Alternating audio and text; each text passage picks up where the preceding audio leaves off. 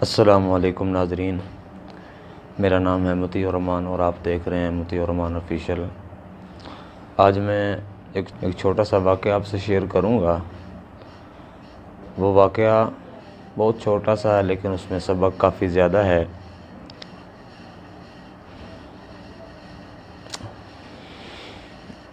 ایک بادشاہ تھا، اس نے اپنی سلطنت میں، اپنی حکومت میں یہ اعلان کروا دیا کہ جو ہماری حکومت میں، جو ہماری سلطنت میں جھوٹ بولے گا اس کو جو ہے نا قید کی سزا دی جائے گی۔ یعنی کچھ ہفتے گزرے تو کسی کی شکایت نہیں آئی۔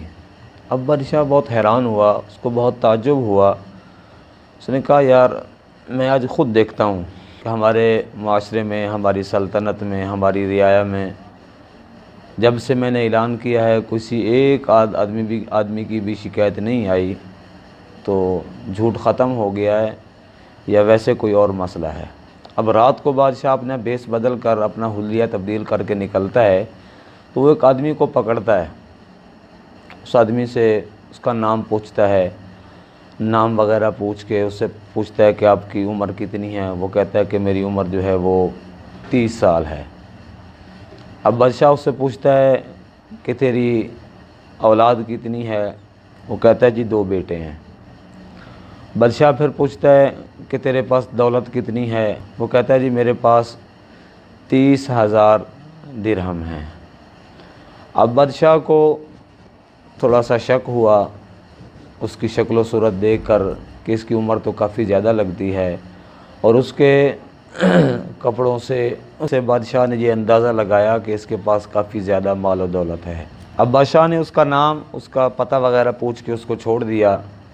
اب رات میں بادشاہ نے جو ہے نا اس کی معلومات حاصل کی اور لوگوں سے پوچھا اس کے بارے میں، تو لوگوں نے، کسی بتانے والے نے بتایا کہ جی اس کی عمر جو ہے وہ 50 سال ہے، اور اس کی اولاد جو ہے وہ 3 بیٹے ہیں، اور اس کی جو مال و دولت ہے اس کے پاس 50,000 دینار ہیں۔ اب بادشاہ کو بڑا تعجب ہوا۔ بادشاہ نے فوراً صبح جو اپنے ایک وزیر کو بھیجا کہ اس کو گرفتار کر کے لے آؤ۔ اب اس کو جب بلایا گیا، بادشاہ کے دربار میں پیش کیا گیا، تو بادشاہ نے پوچھا کہ میں نے رات کو آپ سے سوال کیا تھا کہ آپ کی عمر کتنی ہے؟ آپ نے کہا 20 سال، تو آپ کی عمر تو 50 سال ہے، آپ نے جھوٹ بولا ہے۔ تو پھر بادشاہ نے کہا جب میں نے آپ سے دوسرا سوال کیا کہ آپ کی اولاد کتنی ہے؟ آپ نے کہا 2 بیٹے ہیں، حالانکہ آپ کے تو 3 بیٹے ہیں معلومات کے حساب سے۔ تو پھر بادشاہ نے پوچھا کہ میں نے تیسرا سوال کیا کہ آپ کے پاس دولت کتنی ہے؟ آپ نے کہا 30,000 درہم ہیں، جبکہ آپ کی جو دولت ہے وہ 50,000 دینار ہے۔ اس نے کہا بادشاہ سلامت، بالکل آپ نے جس سے بھی معلوم کیا، آپ کو بھی جس نے بتایا اس نے درست بتایا۔ پہلا سوال آپ کا یہ تھا کہ آپ کی عمر کتنی ہے، تو میں نے کہا میری عمر 20 سال ہے، لیکن آپ کو کسی نے بتایا کہ میری عمر 50 سال ہے۔ واقعتاً میری عمر جو ہے وہ 50 سال ہے، لیکن ان میں سے 20 سال کی جو میری عمر ہے وہ میں نے اللہ کی نافرمانی میں گزاری ہے، وہ میں نے گناہوں میں گزاری ہے۔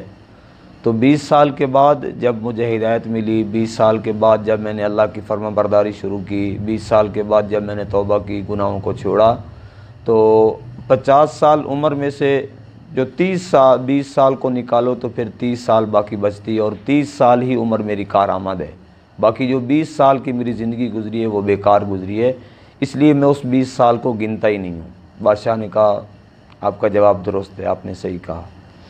پھر بادشاہ نے دوسرا سوال کیا کہ جو ہے آپ کی اولاد، تو پھر اس نے کہا کہ جی میرے 3 بیٹے ہیں، ان میں سے ایک جو ہے وہ اللہ کا نافرمان ہے، اور 2 جو ہیں وہ فرما بردار ہیں، میرے بھی اور اللہ کے بھی فرما بردار ہیں۔ تو اس لیے وہ جو 2 ہیں وہ میرے لیے ذخیرہ آخرت ہیں، وہ میرے لیے صدقہ جاریہ ہیں، وہ میرے لیے کل قیامت کے دن بخشش کا ذریعہ بنیں گے۔ اور ایک جو میرا بیٹا ہے وہ گناہ گار ہے، وہ گناہوں میں مبتلا ہے، اپنی زندگی کو ضائع کر رہا ہے، وہ دنیا کے اندر نہ مجھے فائدہ دے گا اور نہ ہی مجھے آخرت کے اندر فائدہ دے گا، اس لیے میں اس کو بھی نہیں گنتا۔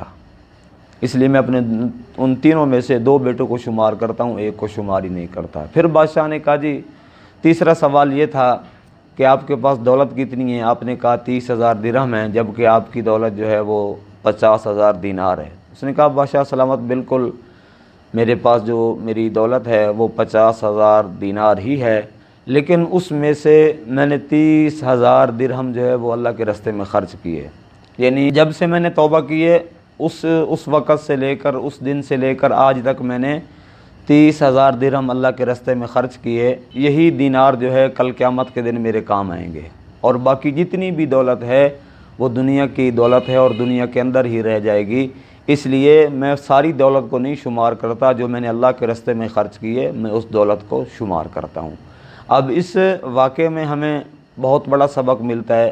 ہم بھی اپنی زندگی میں سوچیں کہ ہم اپنی زندگی جو ہے، اپنے اوقات جو ہیں، اپنا وقت جو ہے، اپنے لمحات جو ہیں، وہ کتنی زندگی کے کتنے لمحات ہم اللہ کی نافرمانی میں گزار رہے ہیں اور کتنے فرما برداری میں گزار رہے ہیں۔ یہ ہر ایک انسان جب خود سوچے گا تو اس کو احساس ہوگا۔ اس کے بعد یہ انسان سوچے کہ میرے پاس کتنی دولت ہے اور میں نے کتنی دولت اللہ کے راستے میں خرچ کی، اور کتنی دولت جو ہے وہ میں نے فضول لغویات میں، فضول کاموں میں خرچ کی ہے۔ اور تیسرا سبق یہ ہے کہ جو لوگ صاحب اولاد ہیں، جن کی اولاد ہے، وہ اس بات کی فکر کریں، وہ اس بات کو سوچیں کہ اولاد ہے وہ کس طرف جا رہی ہے، وہ کون سی زندگی اختیار کر رہی ہے، نافرمانی کی زندگی اختیار کر رہی ہے یا فرما برداری کی زندگی اختیار کر رہی ہے۔ جب ہر ایک آدمی سوچے گا تو اس کو اس بات کا احساس ہوگا۔ تو اللہ رب العزت سے دعا ہے کہ اللہ پاک ہمیں اپنی فرما برداری کرنے کی توفیق نصیب فرمائے، اپنی اولاد کی اچھی تربیت کرنے کی توفیق نصیب فرمائے، اور اپنے مال میں سے اپنے راستے میں خرچ کرنے کی توفیق نصیب فرمائے۔